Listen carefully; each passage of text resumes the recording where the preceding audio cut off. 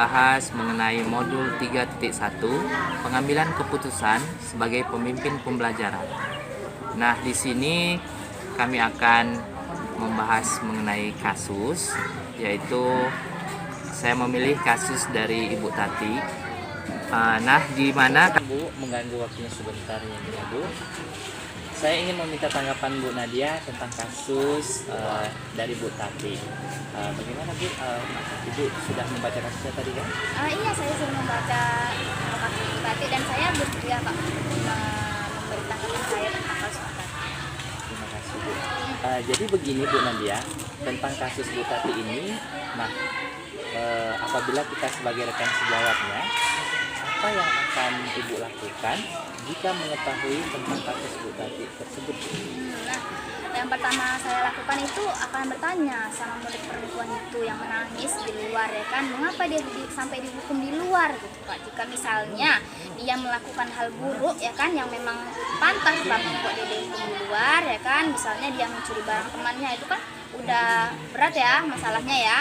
Lalu bertengkar dengan temannya sampai bikin temannya terluka, itu kan kekerasan ya kan Pak ya. Nah, maka saya akan menasihati anak perempuan tersebut Pak tentang perbuatannya dan menyetujui cara Bu Tati.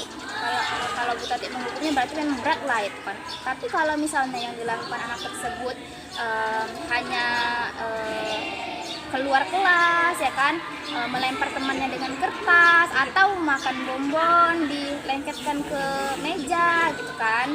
Nah, Termasuk hukuman ringan? iya, saya akan berpikir untuk menginterupsi anak tersebut Pak, karena menghukum seorang anak seperti itu kan sampai di luar gitu kan. Kalau misalnya perbuatannya termasuk ringan ya terlalu berlebihan lah ya kan Pak. Nah, benar Bu, jika ada guru lain di kelas sebelahnya Bu Tati, apakah Ibu bersedia menginterupsi kegiatan Bu Tati tersebut? Jika Bu Nadia diberikan wewenang oleh kepala sekolah, kira-kira Bu Nadia akan menginterupsi hal tersebut atau bagaimana? Nah, menurut saya bisa, karena tangisan anak tersebut kan mengganggu aktivitas belajar di dalam kelas ya kan Pak. Teman-temannya tertarik dengan suara tangisannya, jadi mereka bertanya kenapa itu. Nah, jadi mereka bisa berbondong-bondong ya kan ke jendela untuk mengintip ada apa ya itu. Jadi proses belajarnya itu nggak efektif jadinya, bukannya mendengarkan guru malah mendengarkan anak tersebut yang dihukum itu. Nah, jika memang kesalahan anak tersebut berat ya kan, ya seperti membuli, mencuri, bertengkar ya kan, saya akan meminta Ibu Tati agar memasukkannya ke ruang BK. Ya, namun jika kesalahan anak tersebut ringan, contohnya dia tidak membawa buku pelajaran, itu kan termasuk yang ringan kan, karena lupa misalnya ya kan Pak, misalnya melempar temannya dengan kertas, mungkin karena memang jahil ya anak-anak ya kan Pak ya, wajar. Nah, saya akan menghukumnya dengan ringan, misalnya menasihatinya gitu, atau konsultasi lah sama anak itu, kenapa sih kamu melakukan itu nak?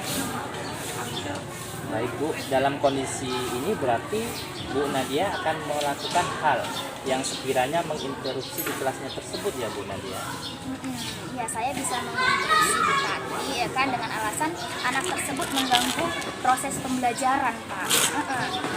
Cara selanjutnya saya akan meminta Ibu Tati untuk membawa anak tersebut ke ruang BK ya kan. Kalau di ruang BK kan cuma ada konsultasi kan, anak-anak bermasalah gitu kan Pak ya. Jika kesalahannya berat atau memasukkannya lagi ke dalam kelas gitu, memberi hukuman sepantasnya lah ya kan, jangan sampai keluar di luar kelas. Baik, terima kasih Bu atas tanggapannya terhadap kasus Bu Tati ini, dan terima kasih sekali loh Bu, karena saya sering dibantu dan mengerjakan tugas dari calon guru penggerak ini ya Bu. Semoga kita dipermudahkan dalam segala hal ya Bu. Iya, sama-sama ya Pak ya, semoga Bapak sukses selalu. Nah, di sini jelas pendapat saya dengan pendapat Bu Nadia sedikit berbeda. Menurut saya langkah pertama yang harus dilakukan untuk menangani kasus Bu Tati ini adalah mengenali dulu nilai-nilai yang saling bertentangan dalam situasi ini. Nah, ada dua alasan mengapa langkah ini adalah langkah yang sangat penting dalam pengujian dan pengambilan keputusan.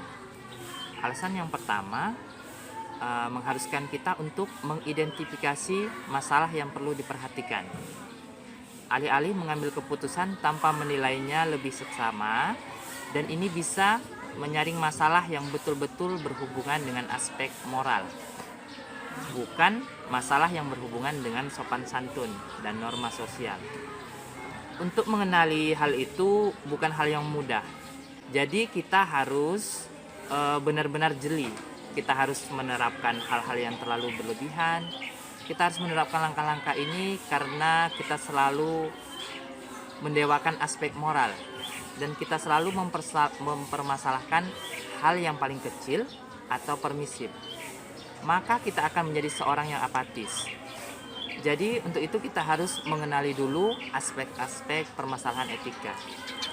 Nah, saya juga harus mengenali siapa saja yang terlibat dalam situasi itu. Juga harus mengumpulkan bukti-bukti yang relevan dengan masalah tersebut. Kemudian saya juga akan melakukan pengujian benar atau salah, semacam uji legal, uji regulasi, uji inquiry, uji publikasi, dan uji panutan. Dan hal-hal tersebut baru kita lakukan, hal-hal yang bisa kita mengarah kepada pengambilan keputusan sebagai seorang pemimpin pembelajaran. Nah, demikianlah hasil wawancara saya terkait kasus 1, yaitu kasus Ibu Tati. Semoga bermanfaat. Terima kasih.